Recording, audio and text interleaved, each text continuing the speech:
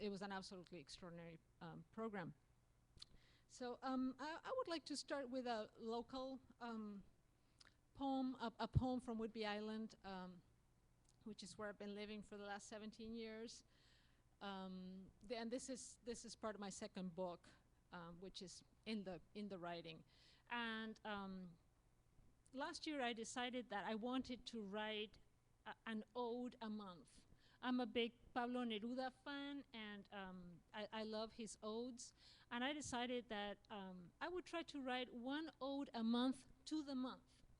So I started with the ode to July, and I kept going. I was pretty disciplined about it. But when it got to April this year, I really ran out of ways to describe rain.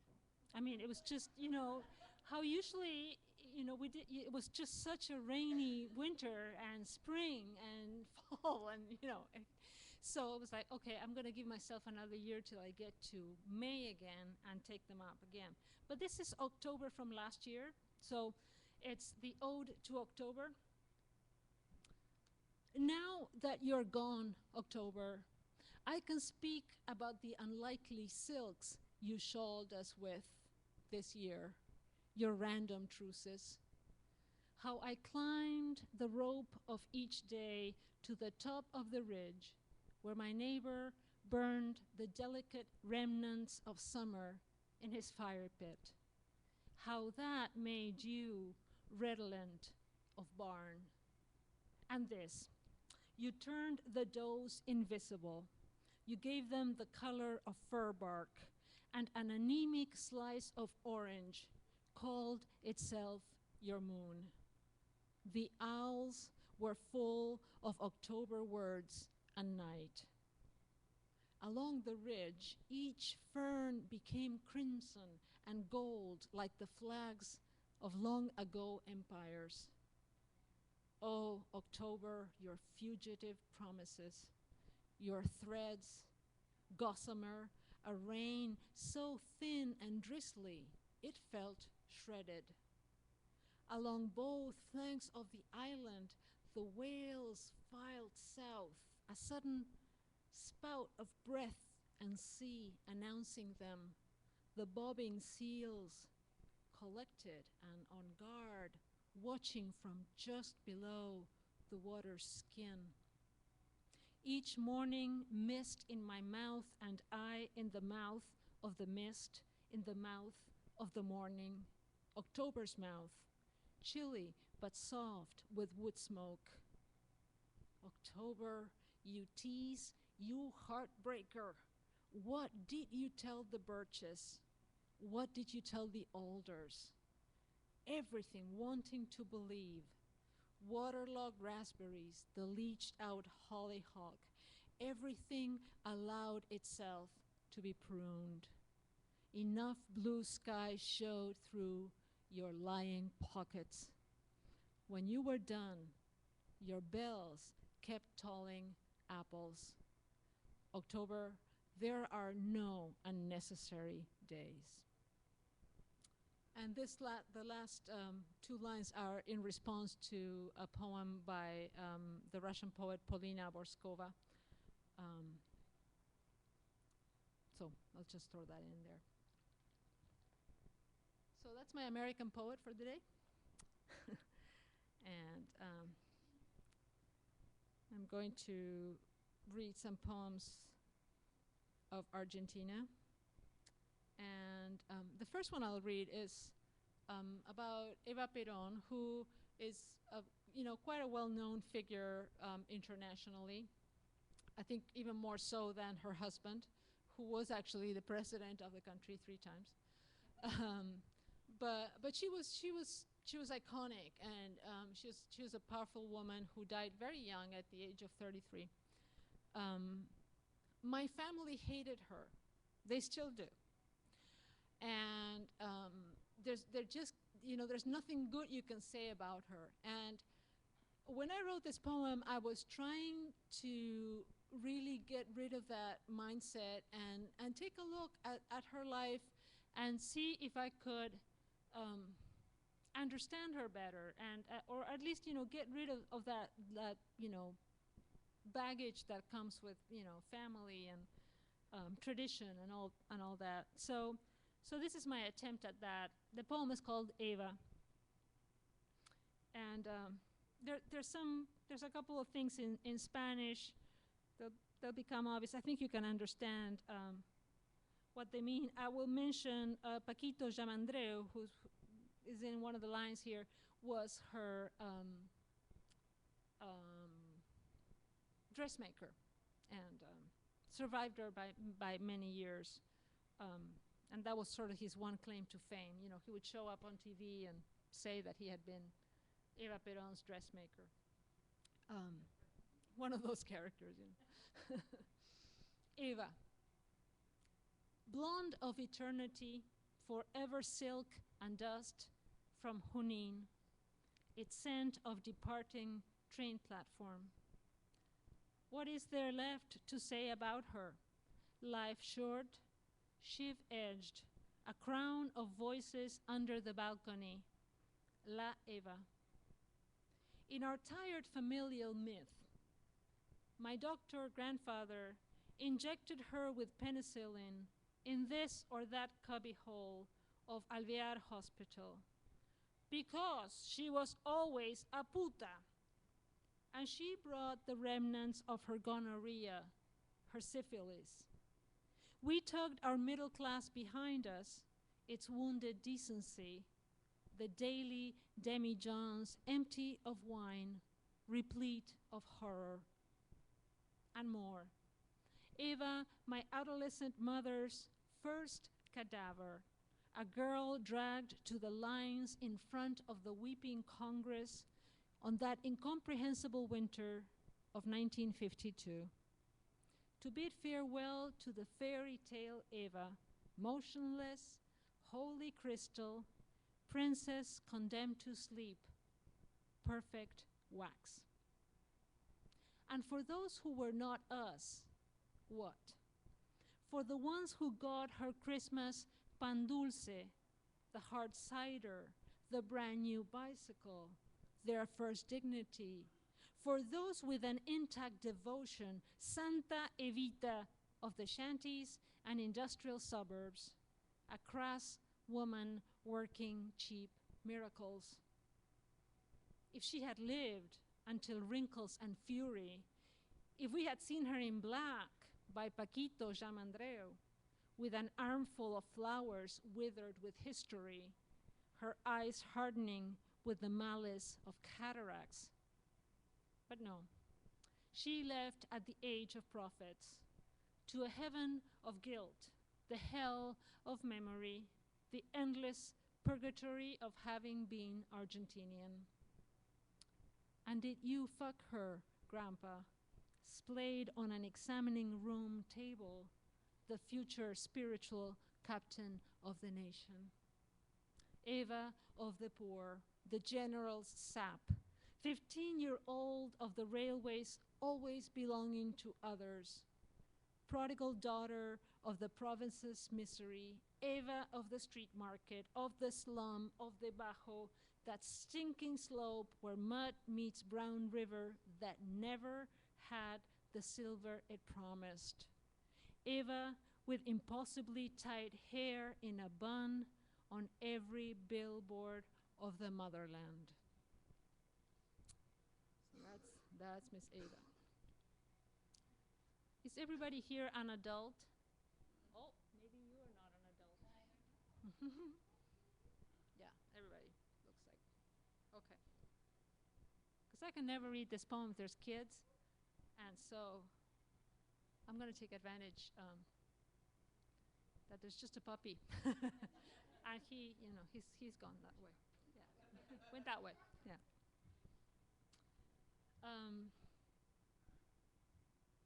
This is called Your Mother's Hands. I remember it as the one good summer. How many times we tried loving in the water because that was my fantasy, and you complied. And no matter how hot the day for us, the day or us for each other. How slow you slipped my suit down from the shoulders. How we took to it like fighting lions. The water won and turned us colder and colder until we spilled out on the sun-white stones, teeth chattering, a little angry that we couldn't make it like a softcore porn movie we had never watched. How it never lived up to the films in our heads. And next time, we would try the shower and slide on tile and soap foam. This was after we had learned the initial dance, after your innocent, comely cock had stopped hurting as it traveled in. Yes, all was well, and you loved that I could cook and satisfy at least some of your hungers. In your truck, above its diesel music, we sang along with Mercedes Sosa, Las manos de mi madre, and both thought about your mother's hands, resolutely still in the year-long house of her death. It was the one good summer we had, 1 out of 3. The future, sweet and hefty, a new fruit we hadn't tried. The hands that so mirrored your mother's, just as the song said, como pájaros en el aire, birds alighting on my darkened skin, testing the limits of my drowsy nap, fingering the brim of my misguided happiness again and again, it's overflowing. Does it matter that fall came and linden and jasmine folded onto themselves and I lost the power to beguile you? Can we count kissing under the Southern Cross? Call it something to save? Your mother's hands have turned to ashen paper, and you, hair-thinned, sore elbow, keeping you awake at night. Do you remember we glistened with blue water, the sheen of that summer upon us? How splendid our faith in the hunger, how radiant our failure to come.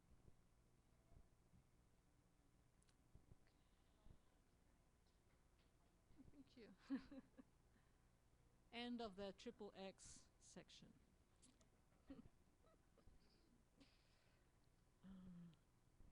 So we read 420? Okay.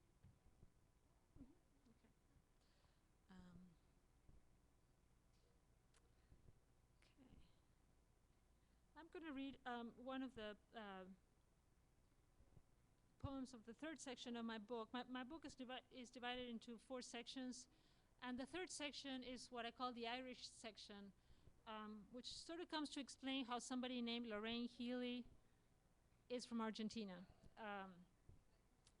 And that's because my grandparents emigrated from Ireland to Argentina in the late 1920s, not really knowing where they were going and not much having a clue what was going to be there for them.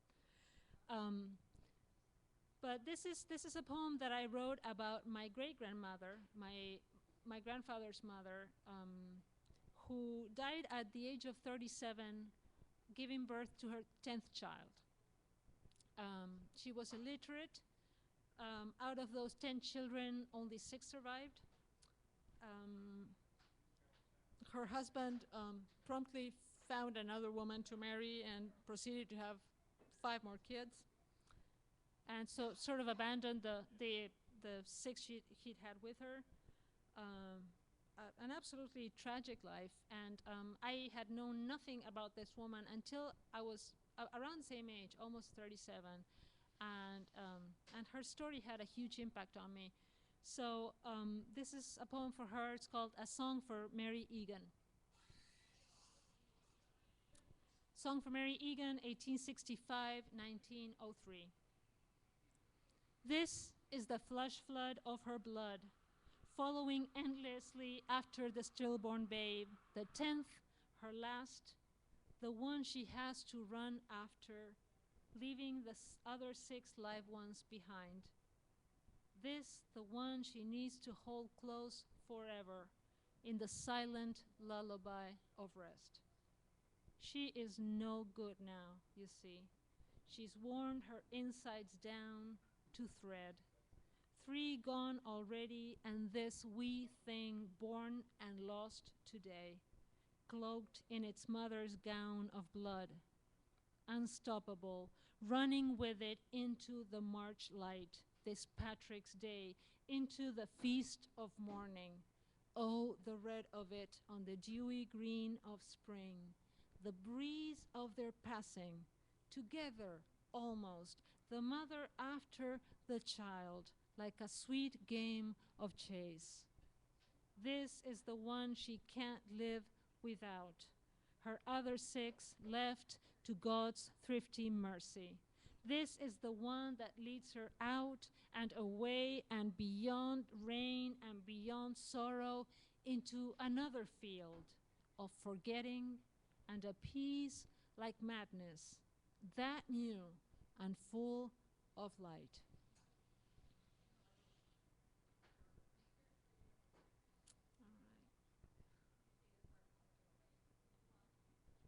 I'm going to read 2 more poems. The last one is kind of short, but the one that I'm going to read next is in 4 parts. And it's about the other side of the family. My mother, who comes from an Italian family, and she has absolutely no interest in where her people came from in Italy or in anywhere. She just could care less. Quite the opposite from my Irish family. But I've always been very curious, and so the long title of this piece is sort of self-explanatory. On a visit home to Buenos Aires, I asked my mother whereabouts in Emilia-Romagna, Italy, her grandparents came from. 1. She says call Uncle Julio. He'll be the one to know. But Julio's mind is wrapped around what to do about the family vault in the cemetery of the forever middle class. Who to will the scrolled iron key to once he is gone. No one wants to deal with the small catastrophes of hail the size of grapefruits smashing the little windows through which our dead peek and watch the polluted seasons of Buenos Aires. Moreover, Julio adds, the 99-year lease has expired and the cemetery wants money or its little house back. Crumbling cement, the unbearable mustiness, 3 flights of stairs down to rooms furnished with the hard beds where the coffins sleep. 2. Uncle Julio, who looks like Uncle Enrique, who looks like Roque and Rafael, who looks like Aunt Annie, who mirrors Mom. All nosed with eagle beaks, hair straighter than an old Roman road. Not one as wrinkled as great Uncle Emilio, but give them time. All meant to last long, clinging to their teeth, eyes buried under plies of crow's feet. 3. Questions about, bless you, questions about emptying the vault. What to do about, say, Antonio and Esther, whose own 2 daughters are dead? How to track down elusive cousins to present them with reductions to ash, small urns carrying a kilo of bone brittle. Or Emilio himself, passed away at 1,000 or so, obdurately single. Who of us will take wrinkled great Uncle Emilio under our reluctant wing? Burn him, find him an unmovable place of rest. Who will claim great Aunt Asunta married for exactly 1 day before she left that never described sinner, the day-old husband, and went home to pray and pray and pray, her room under the perpetual fog of candles she burned to the saints. 4. When Julio says, Ravenna, I believe it's another Italian curse. But no, he says, Ravenna. And I see the place where Dante died of the wide ache of exile. Somehow I know this is not right. Not Ravenna, where the old abuelos came from, too lofty for the kind of amiable peasants who'd become grocers in the New World, who at night made children joyously, as if following an ancient recipe. Ravenna, says Julio, cupolas covered in gilt mosaics of flat Christs, flat Madonnas. Ravenna, says Julio, walking through the skinny roads that separate the houses of the dead, where it is moving day for our departed. How will I leave this place with 3 urns under my arms? Grandparents, infant, uncle. Will I have to take a taxi, or can I hop on the 44 bus and walk the rest of the way? Me and them, our little family procession. Will I keep singing Ravenna, Ravenna, as a dirge to them, especially the little one, the boy my mother was conceived to replace? This garage sale of relatives, we are dour and uncomfortable, live ones who resent the siblings who sent us here to collect rotten coffins and metal containers of who we don't remember. The ones that came from a mythic Ravenna, the ones who now have to be placed somewhere as we leave Uncle Julio to gather all the lost, unclaimed muertos who had once come to dinner and would tell Julio about the lime-white dawns of Ravenna, the honest truth of what never happened, ever. Okay, I think I'm going to end here and going to give the floor to Paul. It's a great pleasure to be reading with him once again. We've done this before in Bellingham, and of course in this particular venue that is organized by another fellow Henniker resident. Once you have frozen together like that, there's that and the bond of poetry, but the bond of freezing together is even stronger. So thank you so much.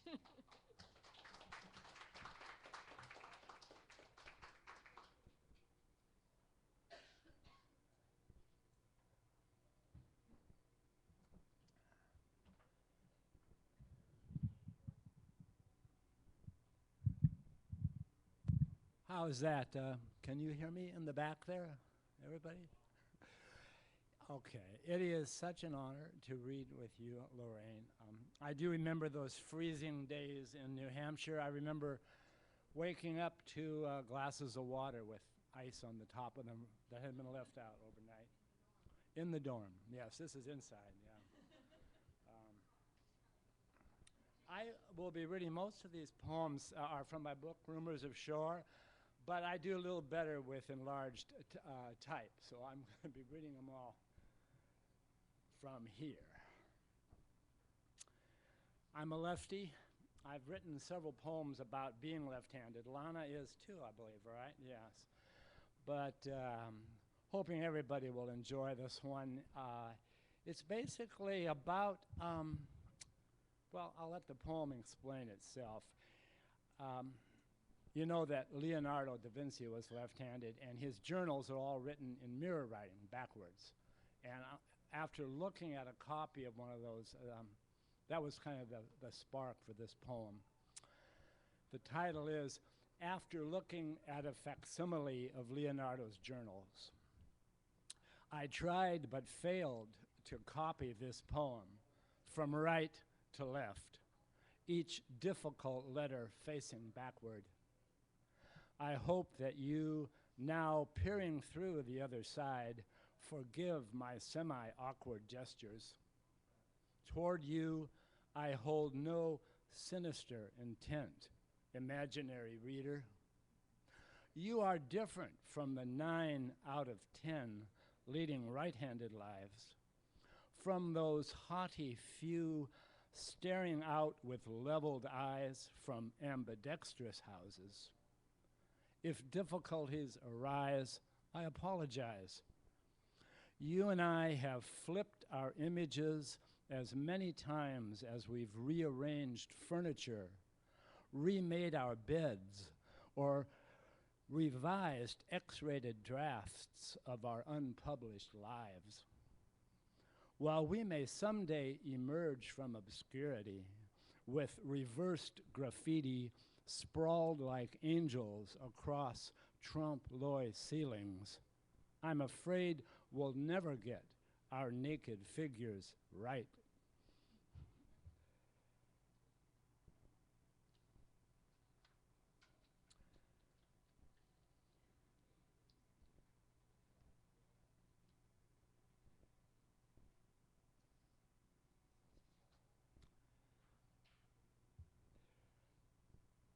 A couple of poems about my family life growing up. In my father's absence. Men make women messy, my mother loved to vent, while supervising pickups of plastic soldiers from my room. But I was 6, too young to count the dead, too full of spunk to quake before the high-pitched chorus echoing each a cappella rant. Perhaps the better half of God once raised her voice while ordering untidy worlds, rewinding wind and whirlpools, boxing ears and grounding boats. I see her on the 7th evening, watching leaves and snow descend in whorls like cereal and sugar. Her ragamuffin children stir and spill among the twigs and burls. The wooden blocks and battle gear she reads like bones, then sweeps from forest floors.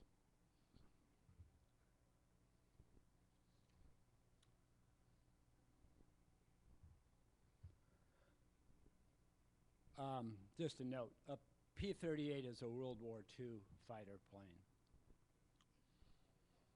The coast. When I was still too young to stutter this out, my brother dove his P-38 into the curl of a bluff. As small as a skipped stone's final splash, he surfaced on time's last page in grainy black and white. The earth, once firm, surges like an ocean.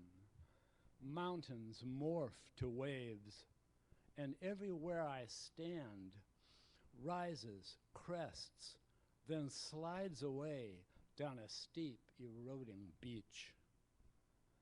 In fields lapping my mother's house, I troubled the waters of boy-tall grass.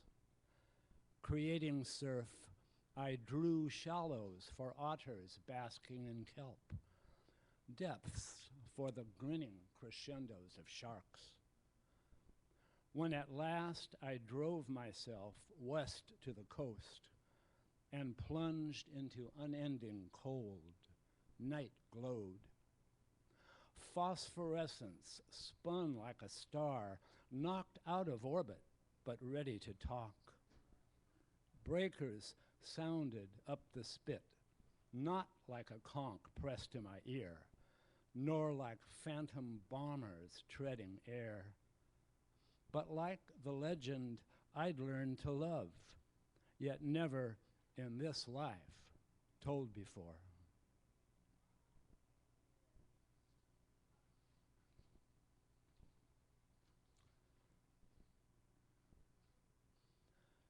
old story.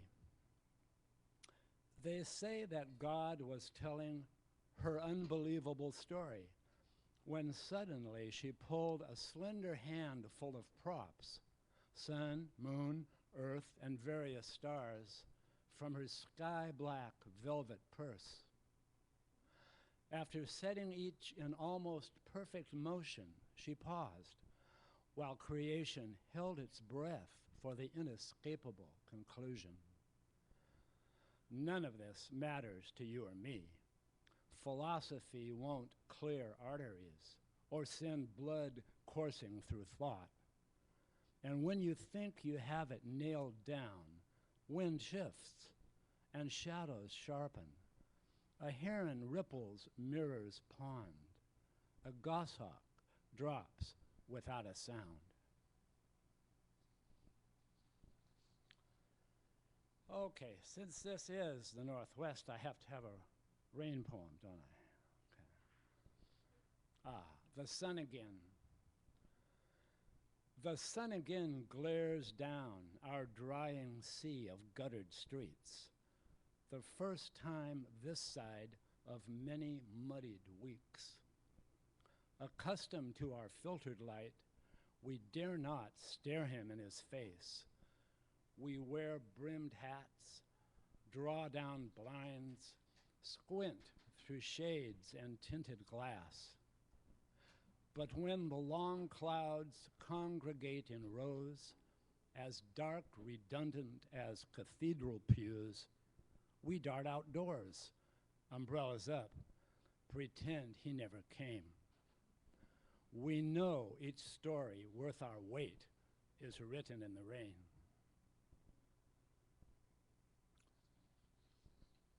Is the mic working okay? Can you still hear me? Okay,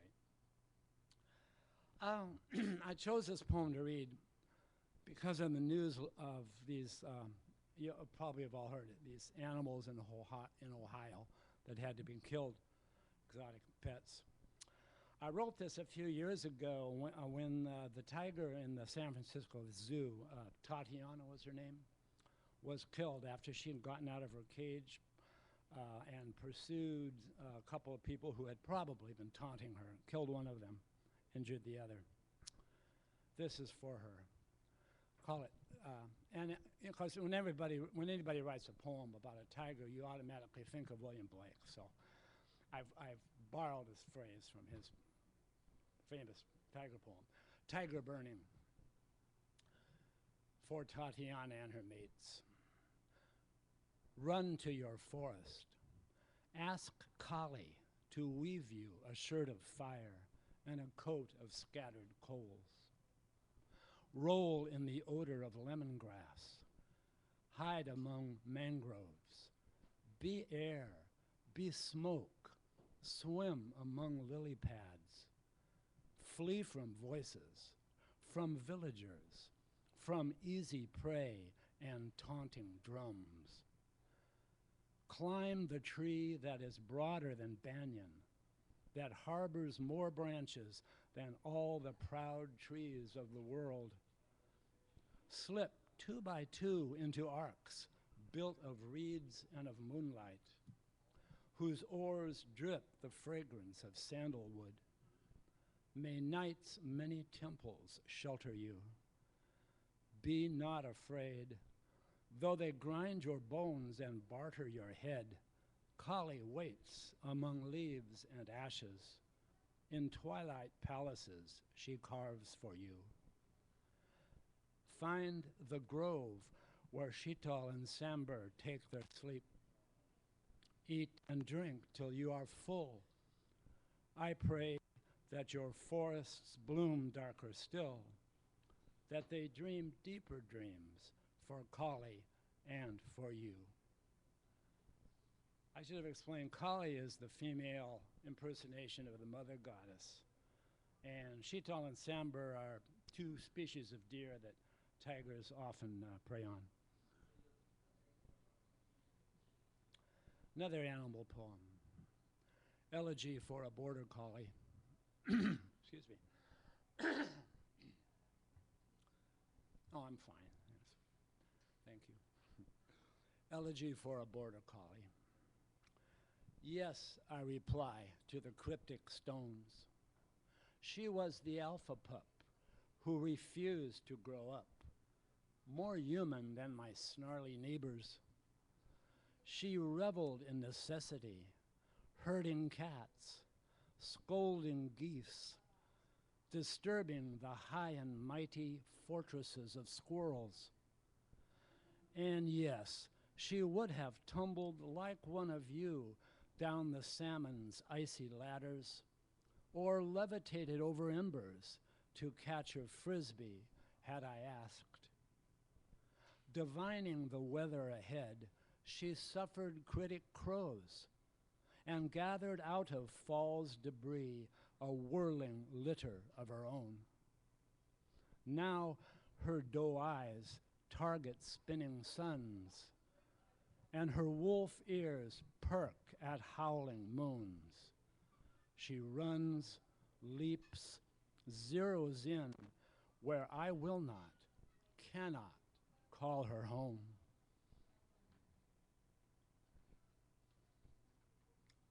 And, oh, I have an October poem too. I forgot. Okay, another October poem. Cusp. Waiting for October's smile to disappear, we stalk the porch with half a cord of easy pine and hard-earned cherry wood. While evening hums, we search rough-barked sky for fire, ask the last wide V of geese to veer off course, to spend the thin blue light of winter wilding in our dreams. By morning, pent-up rains fall, clearing cluttered acres for November's bone-white owl. We say goodbye to copper moons, borrowed hours, gnarled suns.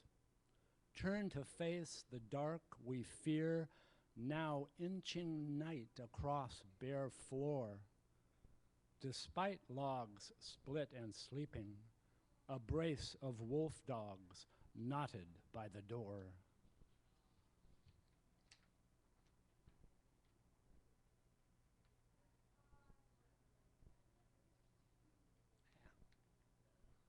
Stubborn paper.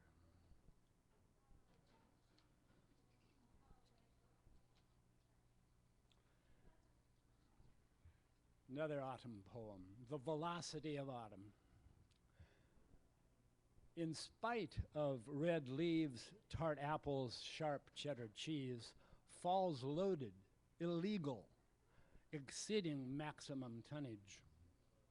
Careening through orchards and cities, one white-knuckled driver bears down, blasting through straw men, showering sparks, triggering fire. Gears grind, transmission screams, ice to no avail. The cargo of curses shifts. Air brakes rupture and fail. Overblown, laden with ill, autumn tilts, wails, veers through unbanked hairpin turns, then end over clattering end, tumbles down escarpments sopped in storms. Shrapnel from its shattered chassis, splintering shingles, severing limbs, littering summer bazaars. Skyward wheels unwind in the long, unbroken night. Timid stars like snow appear as one remaining headlight glows. We've missed our chance to run. Entranced, we stand and stare, rooted and riveted like any startled deer.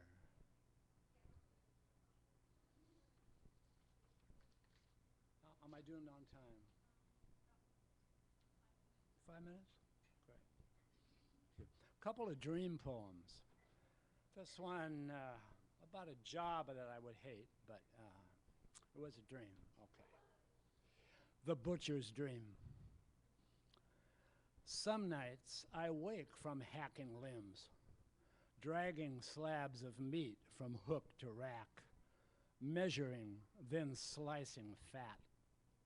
When I see what I have done, I try to lay flesh back, make severed bones mesh, close all gaps. Sinews that hold one moment snap the next. I curse my hands, my stench, my craft. To keep myself from sleep, I scrub tables, walls, floodplain floor. I go about my life as morning soaks the room again with thick red light.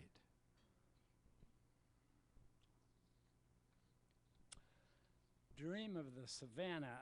This came about through learning about fairly recent scientific discoveries that everyone alive today is descended from a very small group of people that migrated out of Africa 50 or 60,000 years ago.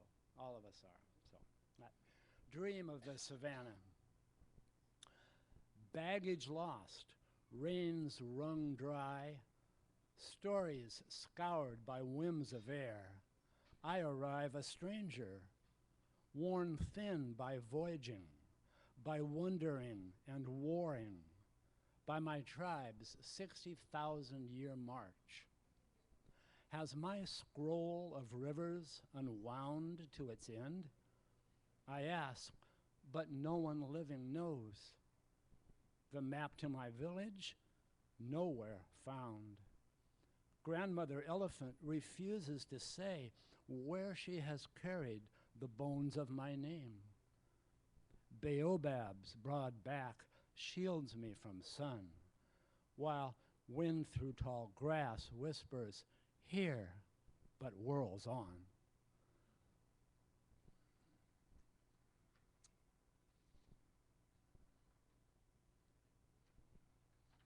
I'm going to make this next one my last one. This was a real experience, but it was like a dream. And oh, we have a new member of the audience. Very cute. I hope you enjoyed my dog poem. Okay, yeah. This is entitled A Singularity.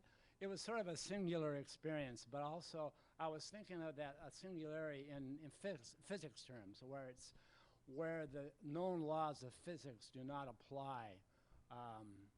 You can look into Stephen Hawking about that, but anyway, that's a singularity.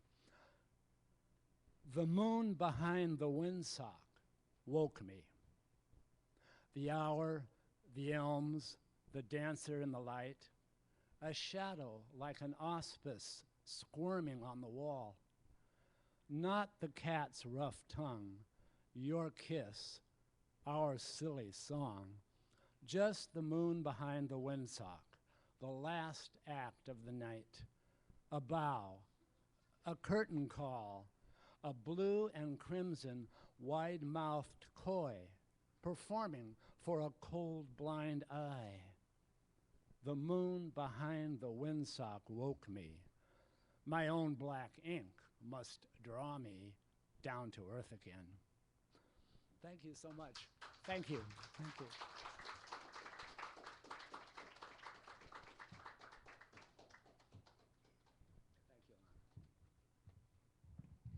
All right, we're going to take a short break, during which I hope you will speak with our poets. They both have wonderful books with them that they will autograph personally for you. Shop the store, get some refreshments, and sign up for the open mic sheet, which is at the table back there by the bakery case. And let's go into the break with a round of applause once again for Lorraine Healy and Paul Fisher.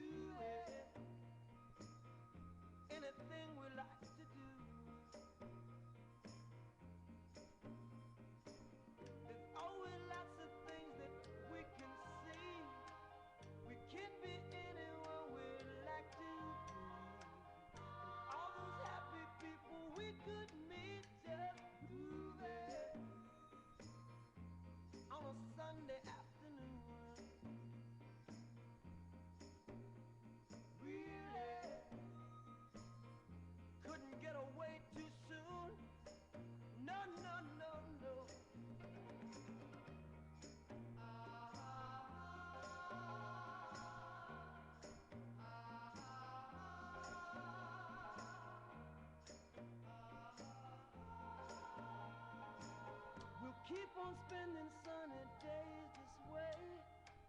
We're gonna talk and laugh our time away. I feel it coming closer day by day. Life would be ecstasy, you and me endlessly grooving on a Sunday afternoon. Really couldn't get away too soon. No, no, no, no. Grooving, grooving.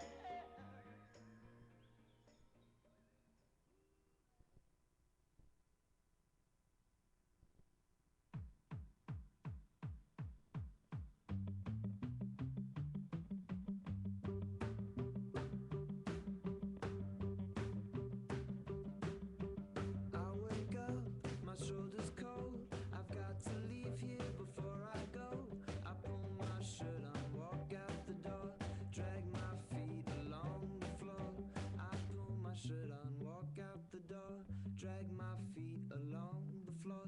Then I see you, you're walking across the campus, cool professor studying romances. How am I supposed to pretend I never want to see you again? How am I supposed to pretend I never want to see you again?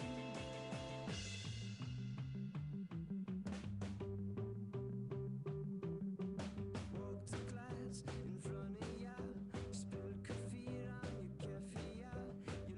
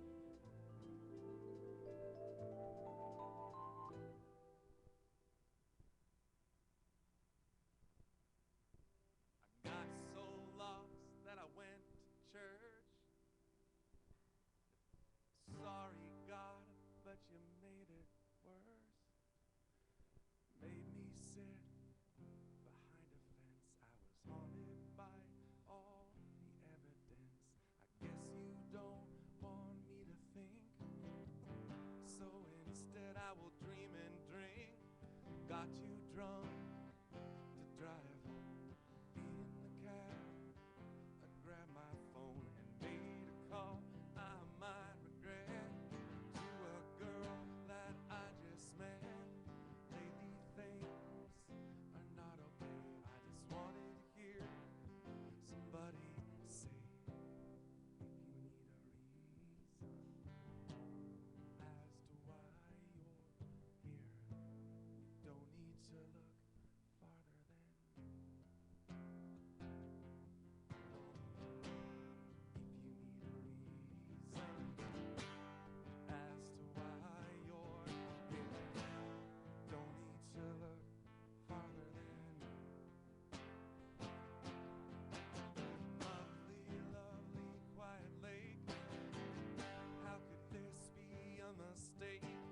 Too dark now to see your face. The wind is blowing all over the place.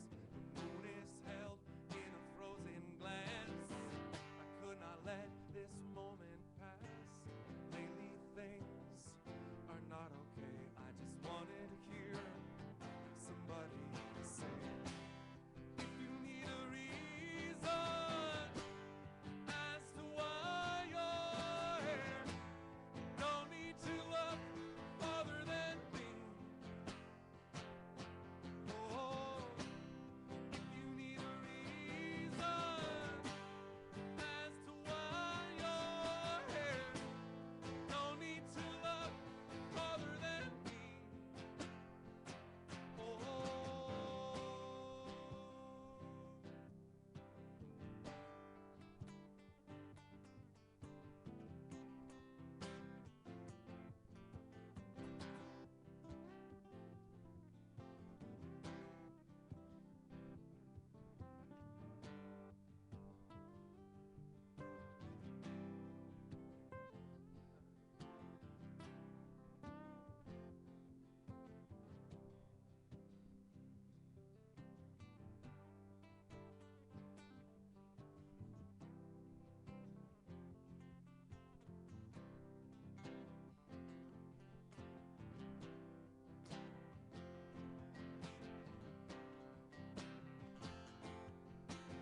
Got so lost that I went to church.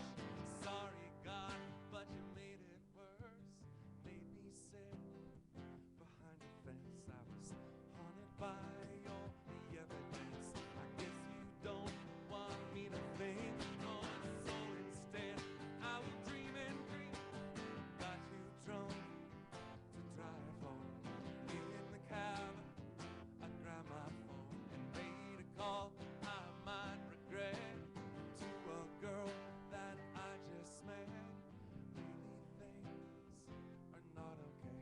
I just wanted to hear somebody say, if you need a reason as to why you're here, you don't need to look farther than me. Oh, if you need a reason as to why you're here, you don't need to look farther than me.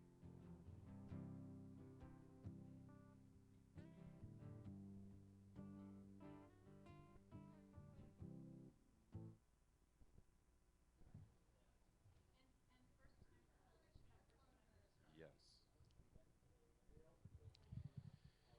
Well, folks, we're ready to get going again. I think in the history, we're in our sixth year of readings here, and this is the smallest reading we've ever had. So, bless you for being here. Thank you. I wonder if some folks were here with any connection to the teen events happening at the schoolhouse. Anybody know about those? No? Okay. Nothing to do with that. So we have a few people signed up for our reading. If this is your first time, please let us know. How about going like this if it's your first time when you get up here, if you feel like it, or just tell us.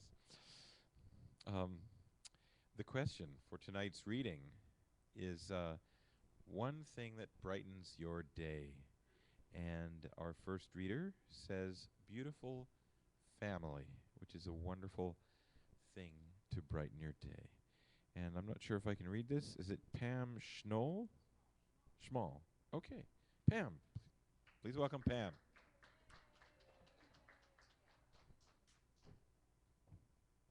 Thank you. This is my first time, and oh, thanks. And it's on my bucket list. And so I wanted to just tell you that these poems have all been written in this room, with the exception of one that I co-wrote with my son Nate when he was a junior in high school. And so the first is about why I only write on Thursdays. The second is why I think some of us write, and then one about death and one about life. The Thursday Night Poet. I only write poetry on Thursday nights. I watch her delicate face, and he keeps cadence with his right hand. Both stitch their words so finely. They finally push me over. I drop a tear and I pick up a pen. I have sort of felt that same way about something like that. I drive home and write on the way. A voice. The voiceless want a voice. The writers they become say many times over what they wanted to say for so long. Tongue-tied or their tongues tied, many reasons have they to write many times over what they always wanted to say. The ghost in your mouth. You have no idea how it hurts to be slain. I love them. I serve their hearts. But they strike out with ghosts in their mouths, wide and angry and jealous. Where is the love? It is a trick, a rabbit out of a hat. Gold and orange, hot lights, white coats, and deep eyes. It is done, and there is a ghost in your mouth. Oh. Okay, and finally, Lazarus, come forth. Lazarus was laid to rest, but it was not meant to be. The Son of God was in this plan, and everyone would see. A miracle was in the works, and nature would step aside. The brother and his sisters, faith and sorrow would collide. Jesus delayed the trip 2 days so they would believe. When he arrived, full, grief full-blown, like Adam entombed and sorrowing Eve, Martha said to Jesus, Lord, if you had been here, my brother would not have died. The Son of God stirred in his spirit, sighed. The resurrection is God's plan. Timing is not on a whim. Lazarus was raised twice. Will you be raised like him? Thank you for indulging me.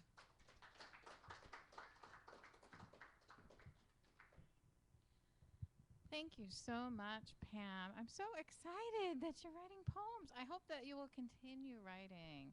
Obviously, words are one of your natural gifts. So I'm so glad you brought them to our stage. Thanks again. And next up, we have someone that has become a wonderful regular attendee and who says video games brighten his day. Please welcome Al to the stage.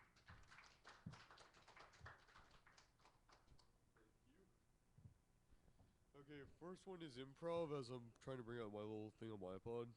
So, okay, so it goes, I'm trying to think of it, mankind tries to defy God, but who wants to defy Morgan Freeman?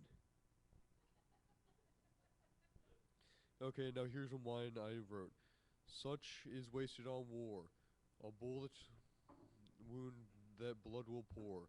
Still I wonder what we're fighting for, the lives that have been taken, how many more? And now one to get you thinking is, time is a thing of the past. What in this room is out of it? No. What's in this room is out of that room. So, what is real and what is perspective?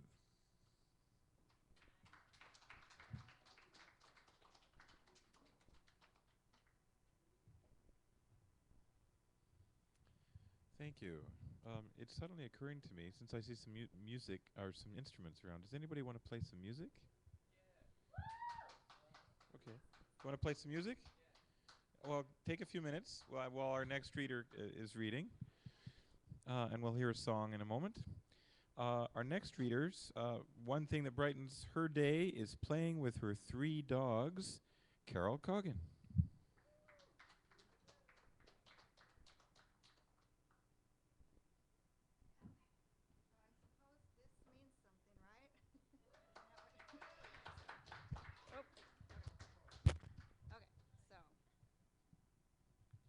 I need it a little lower, but I don't want to mangle the mic.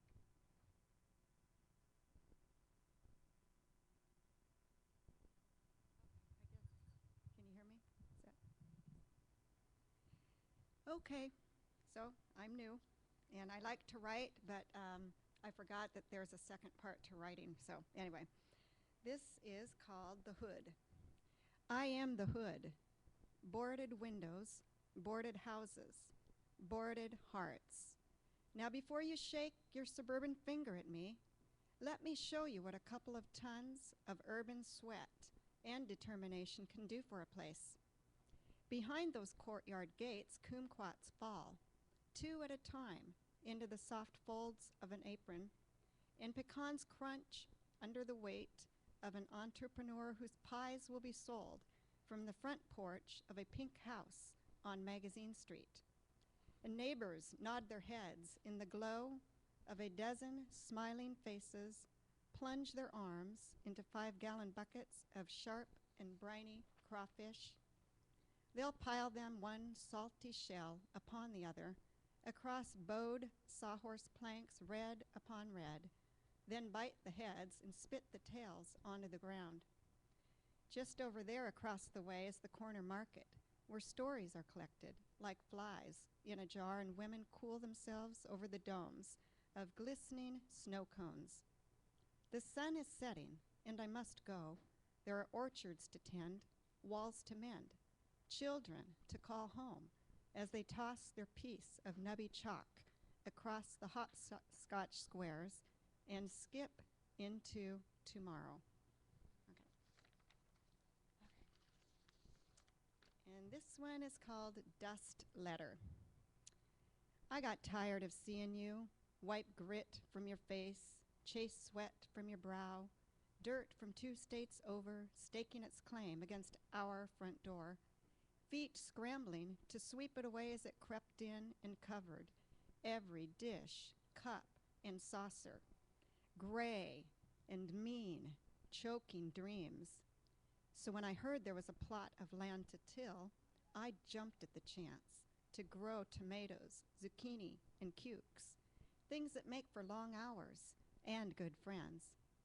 Let's count our losses, pack it up, head across these dry, dusty plains in our rattle-trap car, blow grass whistles, and watch zucchini grow.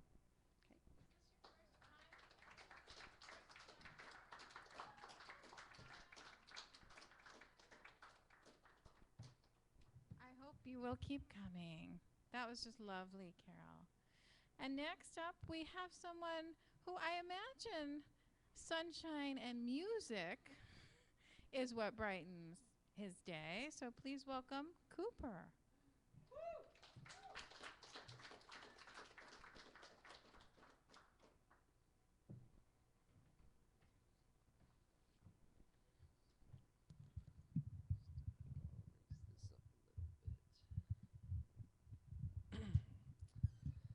Hello all. So this is my first public reading of more than just a couple of my friends, and I'm really excited to read you what I have written. And all the poetry tonight that I've heard has been pretty beautiful, and mine's pretty aggressive, but I hope you find pieces of it beautiful, because well, that's all in there too. I write a lot about a lot of different things, so it all comes out in a lot of different ways.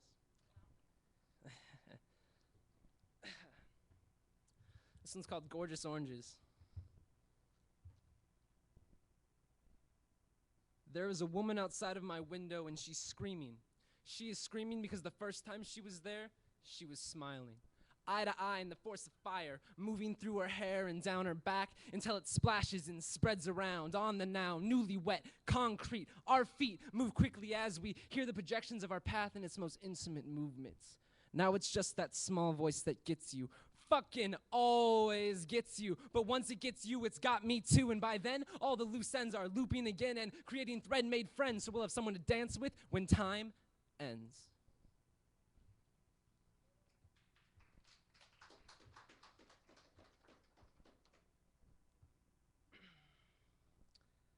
So this one's about memories. Like all those memories about all those people that we like saw that one time and we're like, wow, I think I love her. But you know, all those times end. This one's called Silent War. In my pocket shakes the sound. 3 years makes the first time it doesn't say good morning. In my pocket moves pieces of you. From deep contact, misread in context, you're being renewed. With mind's honest process, what can we do? In my hands, gravity stalls, and falling figures pause. Their travel's now a lost cause. Tell all of them that I am willing to go there. I need to see where your stream is taking you. What pool are you swimming in? How does that water feel? And what happens when you open your eyes? Now, realize lies perceived. See clarity, crystal clean. Deem dreams, supernatural, actual, factual, compactable, travel-sized truths that highlight the twilight points. The ones that go north in silent wars. Whores in the attic, dropping static through floorboards, warped with wetness, winding down their legs. Her arms are reaching, fingers almost achieving what those feelings keep on screaming from inside of your skull and stored deep in sounds that drown soul awakening to the point where it changes. Then there is more than just happiness. After this, color the exit sign neon green, symbolic of the other time.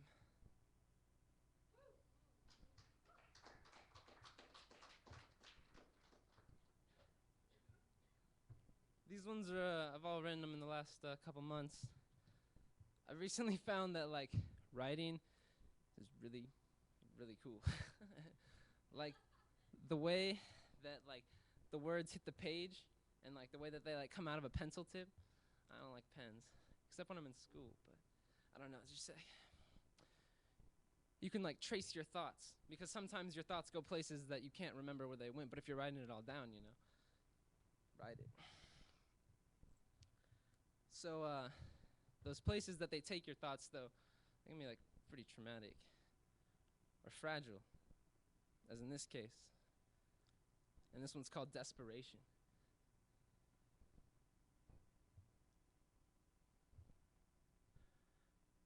Contemplate the fragile state your thoughts move into and concentrate. Mix all the juice in your glass that moves from the table in your hand, then pour down the place where this and that don't match but equally sound like knives or something else. You can't tell me or yourself that you're not scared of being trapped under the bridge next to all the dead men who once filled that iron grill you call your bedroom.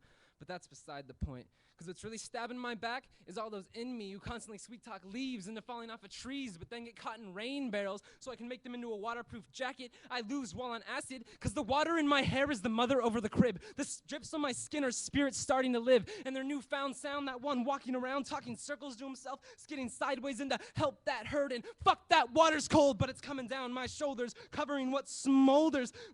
But earthworms kill the firstborn because they got a thirst for collecting on the common offer before it actually existed. To begin with, it's liquid and fishes, thick with inquisitive commotion that seek out the dying devoted, just so in their lifetime, their presence was noted.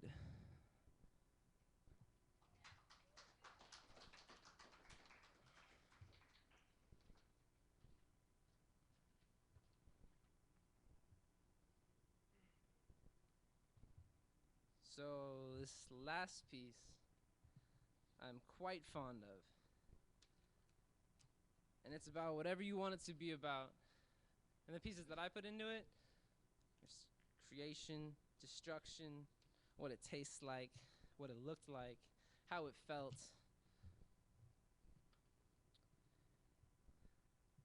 It's called The Rhythm of Creation. Whoa. Mother Earth, oh yeah, and she moves for me. Waterfalls every 5 feet, and grass green with freshly falling me onto its surface. Shivering chatterjaw whose wild rhythm awakes universal law of archaic calm, and the cracks that run through the walls into the mouth of, the window that lets in the light of, the only place you ever saw her at. But here she is again, and you can follow her. Each footstep is moving us closer to each other in some other place, because right now I'm seeping into the dirt at my feet. I mean my root system, this endless rhythm, taking me back to the goddamn beginning of all those words, repeating, their meaning, stinging, but teaching, so significant it won't let loose its grip, but that's what we want it to be. Filling in the spaces with creation that tastes of some kind of dairy product that rots the gut, but not too much. If you take the pills that the doctor says help, but that shit's all sugar, I can make it myself. Then I'd live healthier than a lion, but always with the support of Mother Earth, adding everything that's worth anything in times that they are truly needed, but unexpected. When you create it, circumstance destroys, but if that vision is given, then you're bound to employ the spirits that work with this particular situation, because all nations are devastations to the gods who, in heaven in my head, with its snakes outside the walls, the gate and its keeper, and I, the awoken seeker, on the verge of atonement, golden roads, if that's what the ropes hold, but I know they all get cut when I open my eyes up, but it was very real. In fact, I was touched, I will say it, by a woman I loved, and the winds that shook the once from my head, I lay there in your clearing, my body now dead, collapsed, I'm receding into meeting that is gleaming, this brand new product that I just thought of. You have to try it before I eat it all, because it goes quick in a young chatter jaw, but then spins all the kids' insides, but it's all good, cause the place where you land is the happiness and forever. So crash into pine trees, please, and descend safely with skin knees to meet me in the dirt at the base of my feet. I mean my root system.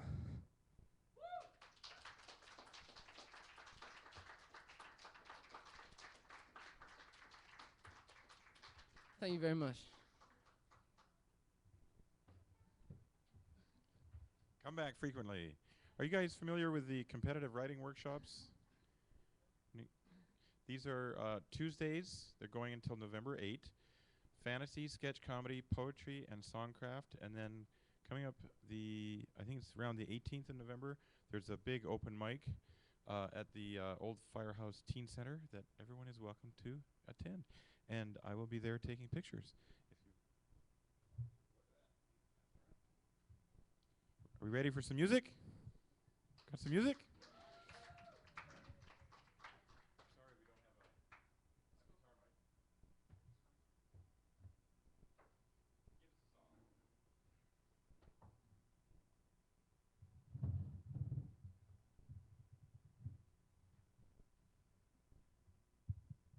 Hello. I'm Connor Zimmerman, and yeah, I've been playing guitar for like 4 years, singing for like 2. Tune up a little bit. That was awesome, Cooper.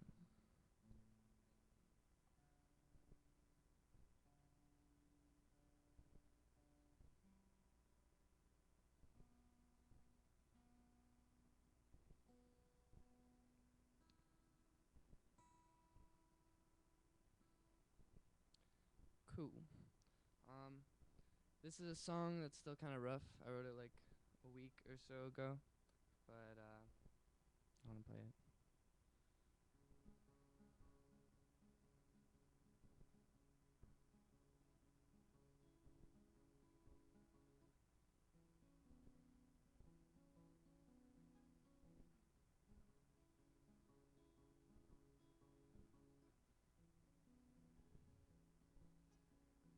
You were thrown across the sky to mirror diamonds in your eyes, but you let your body slip.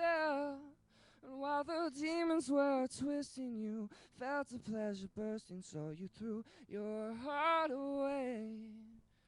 'Cause all we know isn't what our heart will give us, so we take what we can get.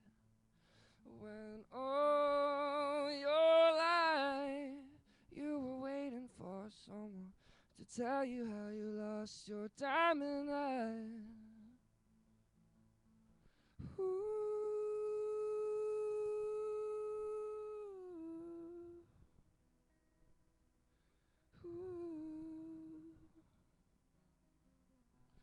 fed upon the ancient silhouettes of 1,000 broken, long-lost lives. And though your seeds were scattered quickly, the demons still went digging to take them to the other side. 'Cause all we see was dreamt up by the brightest angels. We burn our heavens down. When all your life you were looking for someone to buy your diamond eye.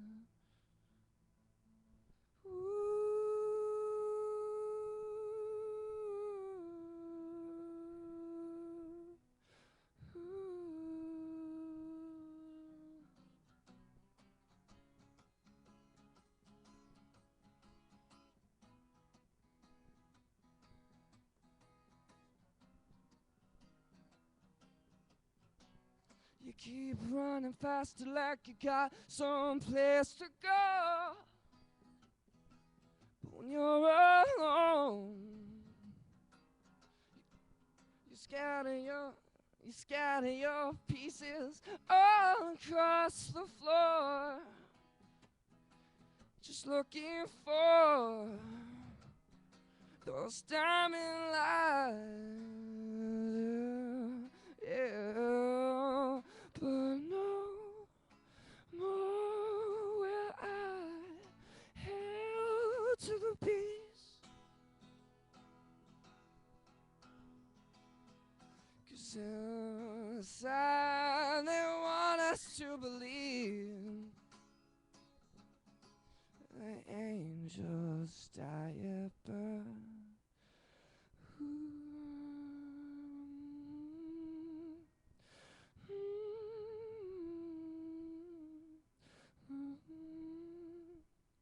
Thank you.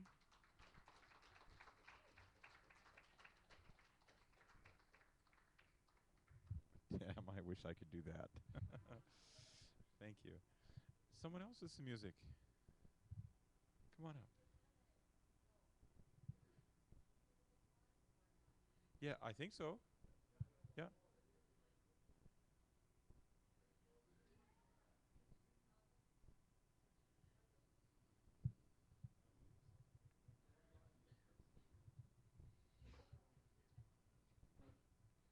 Anyone else interested too? Do you need a guitar or what do you need? Okay.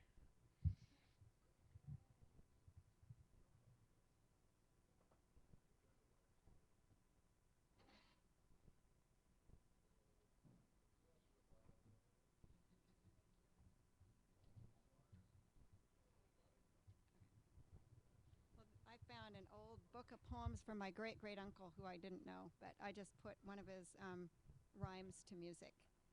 Okay, so it's called Country Boy. Country boy, the world was yours.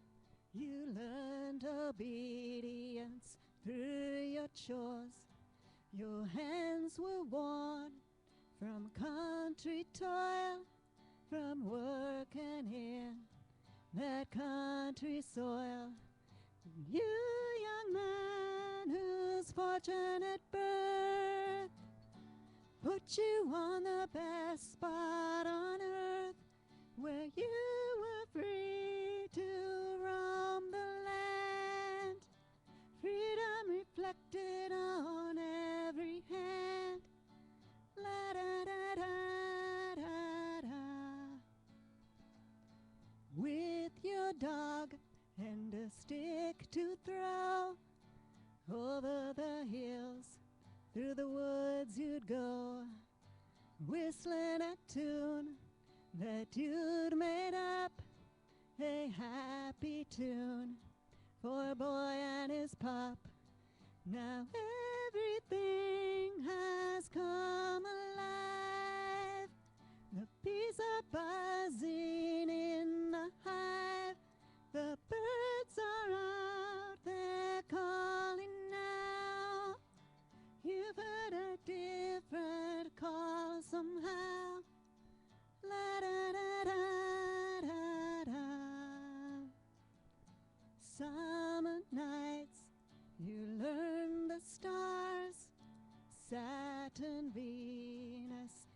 bitter moths. When they came and when they went, with many hours of study spent, now you go out and be on your way. Make your mark out there someday, and you will always express your joy that you were raised a country boy. La da da da da da. La da da da da da.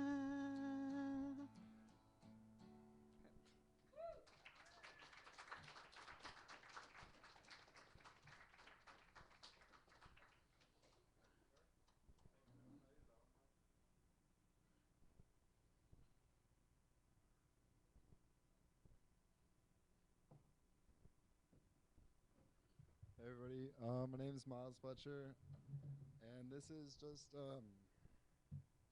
something I put together. It's not so much a song, it's more just a flowing of music, you know. It's not, I don't really have a name for it, I don't have any words for it, but I hope you enjoy it. It's fun. Excuse me.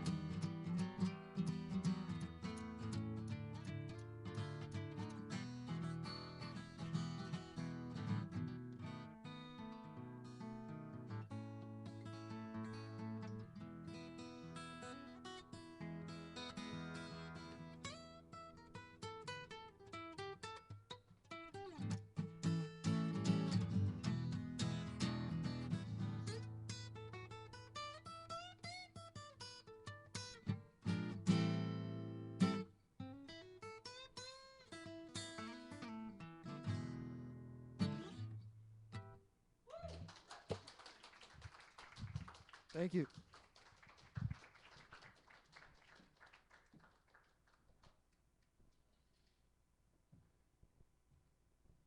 Anyone else? Sing what? You want to give it a try?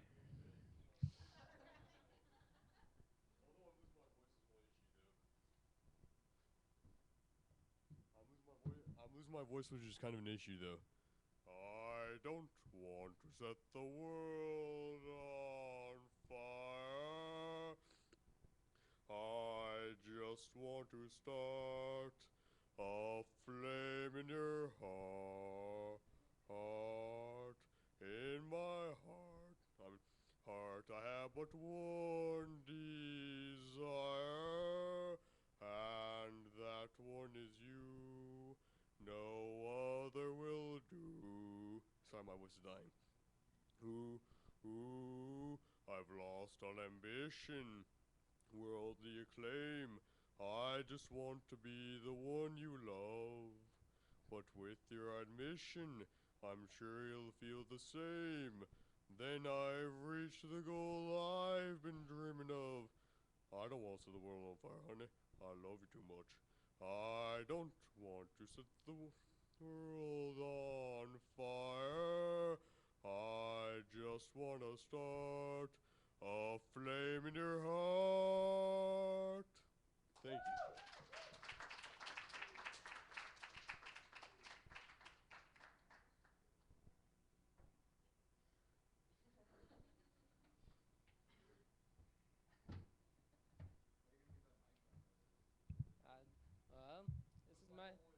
my didgeridoo. I bring it like everywhere with me. Never played it on stage before. At the bottom. I guess we could just like lay it on the side. Let me get a good spot for you. You comfortable? Yep.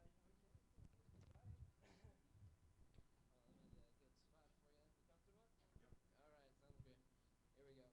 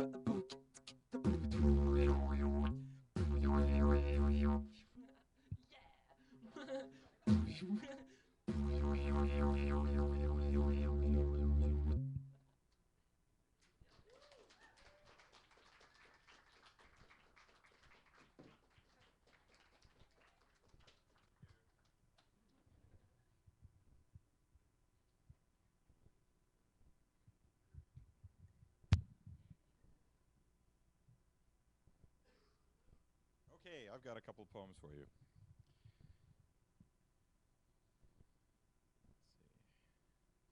First one is called Gary Snyder's Earring. Who knows Gary Snyder's work? A few of you. Those of you who don't, he was famous with Jack Kerouac and Allen Ginsberg among the beat poets. Gary Snyder's Earring. The photo of Snyder at the bookstore shows him with pen in hand, contemplative, an earring in his left ear, that slight circle of silver. I want to ask him when he got his piercing and why, and wonder, too, if I should get one. Perhaps I shouldn't assume it changed his life as I think it would mine, gaining me some sort of hallowed admission to the beat, old boys. Maybe Gary Snyder's earring was nothing more cathartic than combing his hair, nothing more than writing his next protest or meditation. No decoder ring for the club he's in. When I was a boy, only pirates had earrings, and not once did I ever dream of being a pirate. Thank you. And this is a poem by Dean Young called Changing Genres. I was satisfied with haiku until I met you, Jar of Octopus Cuckoo's Cry 575. But now I want a Russian novel. A 50-page description of you sleeping. Another 75 of what you think staring out a window. I don't care about the plot, although I suppose there will have to be one. The usual separation of the lovers, turbulent seas, danger of decommission in spite of constant war, time and gulps and glitches, passing squibs of threnody, a fallen nest, speckled eggs somehow uncrushed, the sled outracing the wolves on the steps, the huge glittering ball where all that matters is a kiss at the end of a dark hall. At dawn, the officers ride back to the garrison, one without a glove. The entire last chapter about a necklace that couldn't be worn, inherited by a great niece, along with the love letters, bound in silk. That's Dean Young.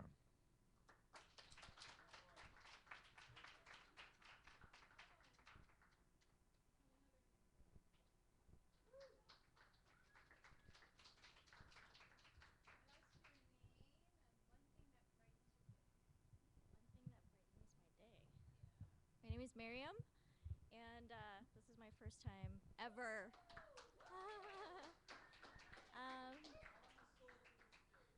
Yes.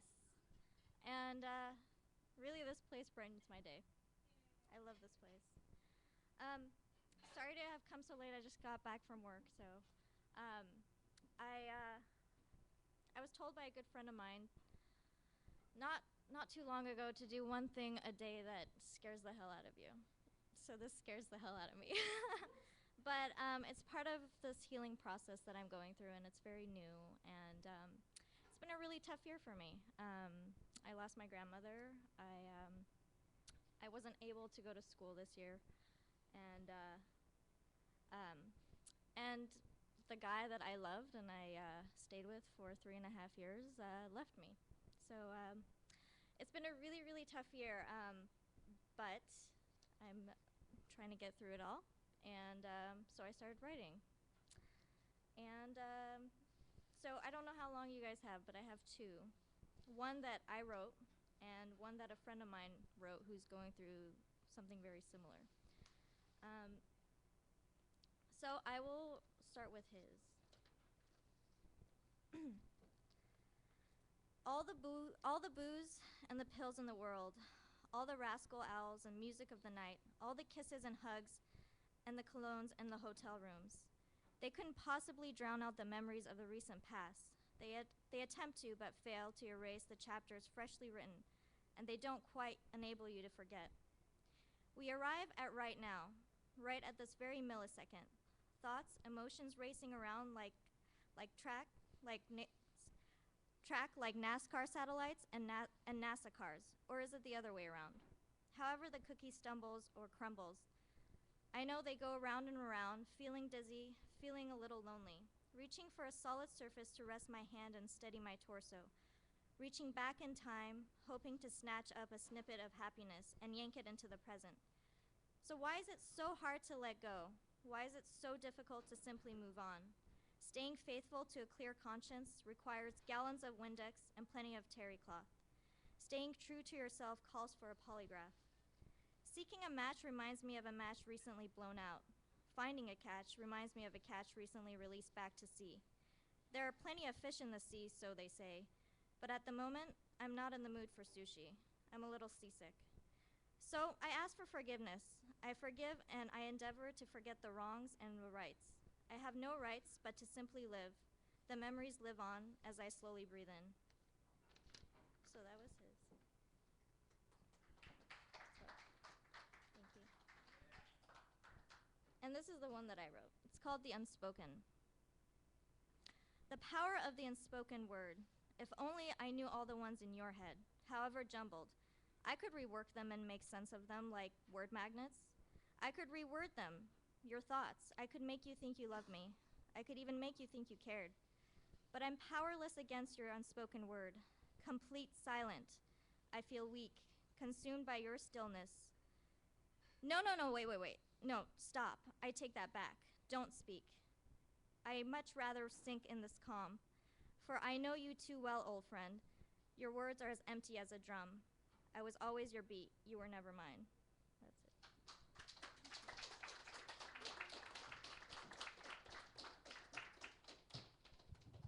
I'm so glad you read those. Thank you so much. Come back and read some more. We'd love to hear it. That young man isn't here, right now? Is he in the room? Because I'm really angry at him. I have to tell you that. Really angry. Anyways, I'm very sorry about your tough year. But I'm really glad that you have words and you're putting these beautiful words out there. So thank you. And where is Taylor? Taylor. There you are. Taylor will tell us about one thing that brightens his day. I think I might know what it is. It's an awesome thing. Please welcome Taylor, our barista and beautiful person, to close out the night. Once again, I want to thank you guys for always being here and putting this on for everybody. Thank you. Yeah. So the one thing that's been brightening my day for the past month or so is knowing that I'm going to be a father. And out of inspiration, I found this poem on the internet when I looked for words of wisdom. This was one that spoke to me. It's titled, New Dad, New Dad. Hey there, new dad. Grab a seat. Get all cozy and raise your feet. When you're when you're a new dad, you can't yet know the million ways your life will go. That's why I'm here with pen and pad to talk a bit to you, new dad. Remember, new dad, all that time, you and she alone sublime. It's in the past now, gone, goodbye, a huge demand with no supply. Fewer movies, fewer tunes, a lot more diapers, and some balloons. A lot less sleep, a lot less cash, both of which just fade to ash. New dad, don't despair, grit your teeth or lose your hair. I won't lie, it can get rough. New dad, you'll swear you've had enough. But new dad, wait a sec, though you may feel like a nervous wreck. It's darkest night before the dawn, but soon enough the black is gone. The gorgeous light that takes its place illuminates your family's face. New dad, listen here. Rev your engine, get in gear. Being a dad's a bit like this, a nickel of hardship, a dollar of bliss. Being a dad is an awesome parade that marches in step with the life that you made. Loads of laughter, amid miles of mirth, will follow your brand new baby's birth. New dad, on your way to a brand new, undiluted day. Of sensibly sculpting a brand new soul, they come out in part, then you help make them whole. New dad, one day very soon, your eyes will bulge and your heart will swoon. New dad, it is true, you will never know a fuller you. Thank you.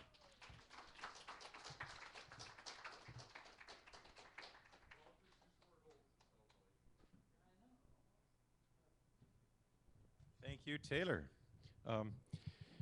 Any of you guys remember the movie Seabiscuit? It was a long time ago. That was the last movie my wife and I saw together before we had kids. I just want to remind you of some upcoming readings.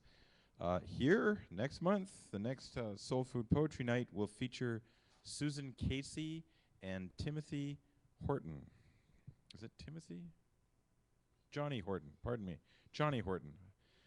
And also coming up at the Redmond Association of Spoken Word is Angela Fountas, I think is her name, coming up at the last Friday night of the month at the community center across the way, so please come to that. And please come back here next month. It's been a wonderful night. Thank you.